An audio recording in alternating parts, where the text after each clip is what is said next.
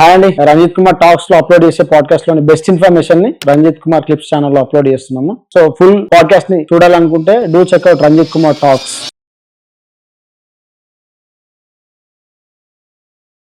Okay sir, అంటే ఇప్పుడు general గా బయట ఫిష్ ట్రీట్మెంట్ అంటే ఆస్తమాకి ఇస్తారు సార్, అది ఎంతవరకు వర్క్ అవుతుంది సార్? ఇందాక ప్లెసిబో అనే ఒక కాన్సెప్ట్ చెప్పారు. అవును. సో ఫిష్ ట్రీట్మెంట్ కూడా అంతే. ఆస్తమా ఏం చెప్పాను? ఆ ట్యూబ్స్ అన్నీ ఒక పాయింట్‌లో దగ్గర అవుతున్నాయని. ఫిష్ ఏసుకున్నాయి ఏం గాదు. దాంట్లో ఏం బెడతారు దాని మౌత్‌లో తెలీదు. సో ఒక్కటేదో మింగగానే తగ్గుతదనేది ఏం లేదు. బట్ దానివల్ల కాంప్లికేషన్స్ ఏమవుతుంటాయి? ఎవ్రీ ఇయర్ అట్‌లీస్ట్ ఒక 10-15 న్యూస్ కవర్ చేయదు. బట్ దీని ద్వారా చెప్తున్నాను. వాళ్ళు వేసే ఫిష్ లంగ్స్ లోపల పోతది. ఓకే. లంగ్స్ లోపల పోయినా కొన్నిసార్లు లంగ్స్ ఓపెన్ చేసి తీయాల్సొస్తది మీకు. హ్మ్. అంత రిస్కీ అవుతుంటది. మింగేదెలా రష్ చూసుంటారు ఎంతుంటది. అవును. వాళ్ళు నోట్లో ఏస్తారు, మౌత్ క్లోజ్ చేస్తారు కింద నుంచి. వాడెక్కడ పోతుందనేది ఉండదు. వేస్తారు, పుష్ చేస్తారు. అవును. నెక్స్ట్. సో, లంగ్స్‌లో ఎళ్ళి లిటరల్లీ లంగ్స్‌లో డ్యామేజ్ చేసిన ఇన్‌స్టెన్సెస్ ఉన్నాయి. ఇప్పుడది స్టమక్‌లో వెళ్ళి మళ్ళీ కొన్ని ఇష్యూస్ అవుతుంటాయి. సో, పెద్దగా అదేంటంటే ఇప్పుడు కొన్నుంటాయి. పెద్దవాళ్ళ నుంచి నడుస్తుంటాయి. ఏస్తే తగ్గుతది, వేస్తే తగ్గుతదని. అంతేగాని ఒక వర్డ్ ఆఫ్ మౌత్ అంటారు. హ్మ్. దాని ద్వారా స్ప్రెడ్ అయింది కానీ it doesn't work. It okay sir. Never works. అంటే జనరల్ ఒక ఎగ్జాంపుల్ తీసుకుందాం సార్. హ్మ్. సిగరెట్ తాగే వాళ్ళకు ఇప్పుడు డైలీ ఒక 2 సిగరెట్స్ లేదా ఒక ప్యాక్ ఆఫ్ సిగరెట్స్ తాగుతారు సార్. ఆఫ్టర్ 10 ఇయర్స్ తర్వాత వాళ్ళ లైఫ్ ఎలా ఉంటది సార్ ఇద్దరికి కంపారిజన్‌లో? సో, సీఓపీడీ అనే కాన్సెప్ట్ చెప్పాను గదా! హ్మ్. దానికి బాడీ ఉంటది. గోల్డ్ అని. హ్మ్. సో, వాళ్ళ ఆఫీషియల్ డాక్యుమెంట్ ఏంటంటే 50% of smokers only develop lung disease. హ్మ్. సో, దీని ద్వారా నేను లంగ్ 50% డెవలప్ అవ్వరు, స్మోకింగ్ చేయొచ్చు అనేది చెప్పట్లేదు. ఆ 50%లో ఎందుకు అవుతుందనేది ఒక రిసర్చ్ అయింది. జస్ట్ స్మోకింగ్ కాదు. స్మోకింగ్ కాకుండా వాళ్ళ ఎన్వైర్న్‌మెంట్ ఎలా ఉంది? అంటే పొల్యూషన్ ఎన్వైర్న్‌మెంట్‌లో ఉన్నారా? వాళ్ళ ఫ్యామిలీ ఎలా ఉంది? ఫ్యామిలీలో ఎవరికైనా లంగ్ డిసీజెస్ ఉన్నాయా? వాళ్ళు ప్రీటర్మ్ బేబీస్ అంటారు. 9 నెలలు నిండక ముందే పుట్టారా వాళ్ళు? 7 నెలలు అట్లా. ఆ! సో, నెక్స్ట్ చిన్నప్పుడు రెగ్యులర్‌గా ఇన్ఫెక్షన్స్ వస్తున్నాయా వాళ్ళకి? లేదంటే చిన్నప్పుడు ఆస్తమా ఉన్నదా వాళ్ళకి? లేదంటే చిన్నప్పుడు నెబులైజర్ యూజ్ చేశారా? లేదంటే వాళ్ళ తోడబుట్టినలో ఆస్తమా ఉన్నదా? ప్లస్ ఎలాంటి సిగరెట్స్ తాగుతున్నారు? హ్మ్. దాని కాన్సంట్రేషన్ ఏంటి? దాని ప్యూరిటీ ఏంటి? సిగరెట్ ఓపెన్ స్పేసెస్‌లో చేస్తున్నారా? క్లోజ్ స్పేసెస్‌లో చేస్తున్నారా? సో, ఇన్ని రీజన్స్ ఎందుకు జెప్తున్నాను? ఆ 50% డెవలప్ అవ్వడానికి మల్టీ ఫ్యాక్టోరియల్ అంటారు. ఒక సింగిల్ స్మోక్ జేయంగానే అయిపోదు. హ్మ్. ఇన్ని ఫ్యాక్టర్స్‌లో ఏదో 2, 3 కలిసి డెఫినిట్‌గా కాజ్ జేస్తాయి. సో, ఎక్కువ ఫ్యాక్టర్స్ ఉంటే లంగ్ క్యాన్సర్‌కి దారి తీస్తాయి. హ్మ్. తక్కువ ఉంటే లంగ్ డిసీజ్‌లో స్టాప్ అవుతాయి. సో, సిగరెట్‌ది ఒక స్టేట్మెంట్ ఉంటది మా బుక్‌లో. Smoking kills with heart attack earlier then lung cancer అని. హుహు. అంటే ఇప్పుడు ఒక పర్సన్ స్మోకర్‌ని 100 ఇయర్స్ వరకు ఉన్నాడనుకోండి. హ్మ్. వాడికి ఏదో ఒక పాయింట్‌లో లంగ్ క్యాన్సర్ వస్తది. ఓకే. బట్ స్మోకింగ్ వల్ల హార్ట్ అటాక్ ముందే వస్తది. So, okay sir. Lung cancer develop అయ్యేంత వరకు బతకడు వాడు. ఆహా! హార్ట్ అటాక్‌తోనే పోతారు. ఓకే. సో, ఇది ప్రూవెన్ రిసర్చ్ స్టేట్మెంట్. హ్మ్. Smoking kills earlier because of heart attacks than cancer. హ్మ్. ఈ సిగార్స్ అని ఇంతకుముందు చెప్పారు కదా సార్. హ్మ్. ఈ వేపింగ్ అని విన్నారా సార్ మీరు? యాహ్! సెలబ్రిటీస్‌ని పర్సనల్‌గా చూషినా హ్మ్. వేపింగ్ చాలా యూజ్ చేస్తారు. హ్మ్. అంటే దాంట్లో కూడా నికోటిన్ ఉంటదని చెప్పి చూషినా ఎలక్ట్రానిక్‌ది హ్మ్. డివైస్ అది. సో, దానివల్ల ఎంత ఇంపాక్ట్ ఉంటది సార్? ఇంపాక్ట్ ఉంటదా అసలు? స్మోకింగ్, వేపింగ్ వల్ల దాన్ని సిగరెట్స్ అంటారు. అవును. ఫస్ట్ గవర్నమెంటే ఇంట్రొడ్యూస్ చేసింది యూఎస్‌లో. హ్మ్. దేనికి? సిగరెట్ మానుకోవడానికి సిగరెట్స్ ఇంట్రొడ్యూస్ చేసింది. బట్ మెల్లంగా రిసర్చ్‌లో ఏం తెలిసిందంటే, సిగరెట్స్ నార్మల్ సిగరెట్స్ కంటే ఎక్కువ హార్మ్‌ఫుల్. ఆహా! ఓకే. ఎందుకు? ఇప్పుడు నార్మల్ సిగరెట్స్‌లో ఏంటి టొబాకోని పౌడర్ చేసి ఆ పేపర్‌లో కుచ్చి ఇస్తారు. హ్మ్. అంటే ఎంతో కొంత గ్యాప్ ఉన్నది. అల్టిమేట్‌గా అది లీఫ్ అది నేచురల్ కాంపౌండే. అవును. సిగరెట్స్ ఏంటి? దీని నుంచి నికోటిన్ ఎక్స్ట్రాక్ట్ చేసి ఒక ప్యూరిఫైడ్ ఫార్మ్‌లో ఇస్తున్నారు. ఆహా! ఆ లిక్విడ్‌లో. ఓకే. సో, ఆల్‌మోస్ట్ ఒక 100-1000 టైమ్స్ కాన్సంట్రేషన్ ఎక్కువుంటది దాంట్లో. హ్మ్. ఇప్పుడు సిగరెట్ నుంచి ఆ స్మోక్ ఎలా వస్తుంది? ఇప్పుడు మనం టంగ్స్టన్ బల్బ్ ఉంటది. హ్మ్. దాంట్లో ముందు బల్బ్స్‌లో మీరు గుర్తుంటే ఒక కాయిల్ ఒస్తది. అవును సార్. ఇలాంటి సిమిలర్ దీంట్లో కూడా ఉంటది. హ్మ్. హీటింగ్ ఎలిమెంట్ అంటారు. అది నార్మల్‌గా హెవీ మెటల్స్ ఉంటాయి. సో, ఏ హెవీ మెటల్ హీట్ చేసినా హెవీ మెటల్ పార్టికల్స్ ఒస్తాయి. సో, హెవీ మెటల్ పార్టికల్స్ ఈ లిక్విడ్‌లో డిసాల్వ్ అయ్యి అదే వాళ్ళు పీలుస్తారు. నార్మల్ సిగరెట్స్‌కంతా సిగరెట్ స్మోక్ చేసే వాళ్ళ వేప్స్‌కి స్మోక్ చాలా ఎక్కువొస్తది. చాలా సోషల్ మీడియాలో చూసుంటారు. ఈ సిగరెట్ స్మోక్ చేసే వాళ్ళు స్మోక్‌తో రింగ్స్ చేయడం. అవును. ఎందుకు అంత స్మోక్ వస్తుంది వాళ్ళ దాంట్లో. హ్మ్. నెక్స్ట్ ఇది ప్యూరిఫైడ్ ఫార్మ్ అవ్వడం వల్ల ఇంకా డీప్ బ్రీతింగ్ చేస్తున్నారు వాళ్ళు. ఏమీ అవ్వదనే ఒక దాంతో. హ్మ్. అండ్ ఒక క్యానిస్టర్ ఒక డేలో అయిపోగొడుతున్నారు. అండ్ అవును. ఒక canister is equal to like 40-50 cigarettes. Okay. So, ఒక డేలో అయిపోగొడుతున్నారు. ఎందుకు? సేఫ్ అనే ఒక దాంతో. హ్మ్. 2020లో ఎఫ్‌డీఏ అంటారు. Food and drug administration USA. వాళ్ళు ఈ సిగరెట్ బ్యాన్ చేశారు. హ్మ్. ఈ cigarettes, hookah same thing. Hookah కూడా సేమ్ ఒక పెద్ద మెషిన్ అంతే. పాట్‌లో ఉంటుంది. హ్మ్. So, same thing. అది కూడా ఒక హీటింగ్ ఎలిమెంట్. పైన ఒక చార్కోల్ పెడతారు. అవును. ఆ పైప్ మొత్తం ఒక మెటల్ ఉంటుంది. అవును. లోపట గ్లాస్ ఉంటది. సో, ఇవన్నీ కలిసి ఇంజ్యూరీస్ చేస్తారు.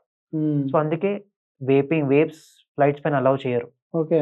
హుక్కా ఇల్లీగల్. హ్మ్. ఎందుకంటే కాన్సంట్రేషన్ చాలా ఎక్కువుంటుంది. జస్ట్ అవును. ఏంటంటే ఇందాక చెప్పినట్టు ఫిష్ మెడిసిన్ ఏసుకుంటే క్యూర్ అని ఎలానో, ఈ సిగరెట్స్, హుక్కా సేఫ్ అనేది ఒకటి పబ్లిక్‌లో ఒక మిస్‌కన్సెప్షన్. హుహుహు. Okay sir. ఇది ఒక నేను రిసర్చ్ చేసుకుంటే చూసినా సార్. ఎయిర్ పొల్యూషన్ వల్ల న్యూరోటాక్సిక్ ఎఫెక్ట్ అని డె వస్తదని చెప్పి సైంటిస్ట్‌లు చెప్పిర్రు. అంటే చూసినా నిజమో నాకు తెలవదు. అసలేం జరుగుతది సార్ ఎయిర్ పొల్యూషన్ వల్ల బ్రెయిన్‌లో ఏం జరుగుతది? హుహు. ఏం ఎఫెక్ట్ అయితది సార్? సో, యూజువల్‌గా న్యూరోటాక్సిసిటీ అనేది క్రానిక్‌గా రావాలి. అంటే న్యూరోటాక్సిసిటీ సింపుల్‌గా అంటే బ్రెయిన్‌కి ఒక టాక్సిక్ పాయిజన్ లాంటి ఎఫెక్ట్. హ్మ్. సో, మేజర్‌గా వచ్చేసి మనకు కార్బన్ మోనాక్సైడ్ ఒస్తది. సో, మన నైట్రిక్ ఆక్సైడ్ గ్యాసెస్ ఉంటాయి. సో, దీనివల్ల బ్రెయిన్ ఫంక్షనింగ్ తగ్గిపోతది. హ్మ్. సో, కొంతమందికి ఇప్పుడు చాలా టాక్సిక్ ఎన్వైర్న్‌మెంట్‌లో వర్క్ చేసే వాళ్ళకి మతిమరుపు ఎక్కువవుతుంటది. అవును. సో, డిమెన్షియా అంటారు. హ్మ్. డిమెన్షియా డైరెక్ట్ కాజ్ గాదు. ఒక మెడికల్ టర్మ్. అంటే మతిమరుపు. సో, టాక్సిక్ ఎన్వైర్న్‌మెంట్‌లో వర్క్ చేసే వాళ్ళకి నార్మల్ వాళ్ళకన్నా థింకింగ్ తక్కువుంటది. థింకింగ్ స్లో అయితది. ఉన్న థింకింగ్ మెమరీ ఇష్యూస్ ఒస్తుంటాయి. సో, అందుకే ఆల్‌మోస్ట్ ఇప్పుడు రీడింగ్ రూమ్స్ గూడా ఉన్నాయి. సింపుల్‌గా చెప్తాను. ఆల్‌మోస్ట్ ఎవ్రీ రీడింగ్ రూమ్‌లో ఎంత ఆల్‌మోస్ట్ ఒక 1-2 ఎస్ఎఫ్‌టీలో ఒక చైర్ ఏస్తారు. హ్మ్. So, closed rooms. So, evening అయ్యే వరకు అందరూ ఎగ్జాస్ట్ అయితారు. ఎందుకు? Same recirculation. సో, ఇదే ఎక్స్‌టెండెడ్ కాన్సెప్ట్ మనకు న్యూరోటాక్సిసిటీలో ఒస్తది. ఎవరైతే కెమికల్స్ మేజర్‌గా మనకు ఈ ఫైర్ ఫైటర్స్ ఉంటారు. అవును. సో, వాళ్ళేంటి ఫైర్స్‌లో వెళ్తుంటారు. వాళ్ళ స్ట్రాంగ్ స్మోక్. ఇప్పుడు ఫైర్ ఫైటర్స్ ప్రాబ్లమ్ ఏంటి? ఇప్పుడు మనం గ్యాస్ తీసుకుంటాం. ఒట్టి గ్యాస్ బర్న్ అవుతది. Fire fighters different substances burn అవుతాయి. హ్మ్. ఫర్నిచర్ బర్న్ అవుతది. టీవీ బర్న్ అవుతది. డ్రగ్స్ బర్న్ అవుతాయి. బట్టలు బర్న్ అవుతాయి. మనకి మ్యాట్రెస్ బర్న్ అవుతది. ప్రతి బర్నింగ్‌కి ఒక కెమికల్ ఎళ్తది. ఓకే. సో, అలాంటి హజార్డస్ వాళ్ళకి యూజువల్‌గా ఇష్యూస్ ఉంటాయి. బ్రెయిన్ ఇష్యూస్ వస్తుంటాయి. లాంగ్ టర్మ్‌గా ఎక్స్‌పోజ్ అయిన వాళ్ళకి. హుహు. అంటే ఇంతకుముందు ఫైర్ గురించి చెప్పారు కదా సార్ మీరు. మన అపార్ట్మెంట్స్‌లో గాని జరుగుతా ఉంటాయి. సో, అదే సిట్యుయేషన్‌లో ఒక పర్సన్ ఉన్నారు. ఆ పర్సను స్మోక్ వస్తుంది మొత్తం. ఆ పర్సన్ ఎస్కేప్ కావాలంటే ఎట్లా సార్? సో, నార్మల్‌గా ఏంటంటే హాట్ ఎయిర్ పైనుంటది. హ్మ్. కోల్డ్ ఎయిర్ కిందుంటది. అవును. సో, బర్నింగ్ హౌస్‌లో ఉన్నప్పుడు ఫస్ట్ థింగ్ వాళ్ళు క్రాల్ జేయాలి. హ్మ్. కింద పాకాలి. కింద పాకాలి. హ్మ్. ఎందుకంటే పైన వేడి గాలుంటుంది. హ్మ్. నెక్స్ట్ మన వెనకాల ఎప్పుడన్నా డోరుంది. ఇక్కడ బర్న్ అవ్వట్లేదు. డోర్ 100% వేయాలి. ఓకే. ఎందుకంటే అది ఎంట్రీ క్లోజ్ అవుతది. మనకు కొంచెం టైం దొరుకుతది. థర్డ్ ఎప్పుడన్నా మన విండోస్ దగ్గర వెళ్ళాలి. హ్మ్. కొన్ని కొన్ని సార్లు ఆ విండోస్ కూడా రివర్స్ అవుతది. ఎందుకు అంటే ఇప్పుడు ఎనక బర్న్ అవుతుంది. మీరు విండో ఓపెన్ జేశారు. సడెన్‌గా ఫ్రెష్ ఎయిర్ వచ్చే వరకు ఎక్స్‌ప్లోజన్స్ అవుతాయి. సో, యూజువల్‌గా విండో ఓపెన్ చేసే టైంలో కూడా కొంచెం మెల్లిగా ఓపెన్ చేసి దెన్ ఓపెన్ చేయాలి. ఇప్పుడు విండోస్ ఎందుకు అడ్వైజబుల్ కాదు మన ఇండియాలో? ఇప్పుడు బయట కంట్రీస్‌లో ఏంటంటే వాళ్ళు ఫైర్ ఎస్కేప్ రూట్స్ ప్రతి బిల్డింగ్‌కి ఉంటది. హ్మ్. ఇప్పుడు మనకు ఇండియా కార్పొరేట్ కమర్షియల్ కాంప్లెక్స్‌లో ఉంటది. ఇంట్లో ఉండదు. ఉండాలి. మీరు విండో దగ్గర ఎళ్లారనుకోండి డోర్ నుంచి దూరం అవుతారు. ఎస్కేప్ రూట్ నుంచి దూరం అవుతారు. హుహు. సో, యూజువల్‌గా అయితే అడ్వైజబుల్ కాదు. ఓకే. నెక్స్ట్ ఈ బర్న్స్ అవుతుంటాయి. మనం మన చుట్టూ ఏదైనా తడి బట్ట లేకుంటే బ్లాంకెట్స్ ఉంటాయి. ఇన్ కేస్ మనకు బాత్రూమ్ యాక్సెస్ ఉన్నది. హ్మ్. బ్లాంకెట్ ఏదైనా వాటర్‌లో ముంచి దాన్ని మన చుట్టూ చుట్టుకోవడం. బర్న్స్ అవ్వదు. సో, ఇలాంటి జాగ్రత్తలు తీసుకోవాలి. ఒక స్టడీ చేశారు. మెజారిటీ పీపుల్ ఎగ్జిట్ నుంచి ఒక 10 ఫీట్‌లో చనిపోతారు. ఆహా! స్మోక్ ఒకసారి వచ్చాక మన ఇంట్లోనే మనకు తెలీదు ఎక్కడున్నామని. సో, డిఫరెంట్ లొకేషన్‌లో ట్రాప్ అయినప్పుడు కష్టం. సో, జస్ట్ కొన్ని బేసిక్ జాగ్రత్తలు. మన మౌత్ 100% కవర్ చేసుకోవాలి. హ్మ్.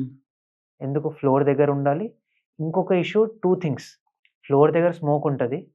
పైన వేడి గాలి ఉంటది. సో, కింద ఎక్కువ సేపు ఉన్న carbon monoxide, carbon dioxide poisoning అవుతుంటది. అవును. Heavy air. Heavy air. పైన ఉంటే బర్న్ ఇంజ్యూరీస్ అవుతాయి. సో, ఎక్కడ ఏ పొజిషన్ ఉన్నా స్మోకింగ్, ఫైర్ బిల్డింగ్ చాలా రిస్కీ. హుహుహుహు. Okay sir. అంటే చిన్న పిల్లల్లో న్యూమోనియా అని చూస్తాం సార్. న్యూమోనియా అంటే ఏంటి అసలు? ఓకే. సో, చిన్న పిల్లల్లో, పెద్దవాళ్ళలో లంగ్ ఇన్ఫెక్షన్ నిమోనియా అంటారు.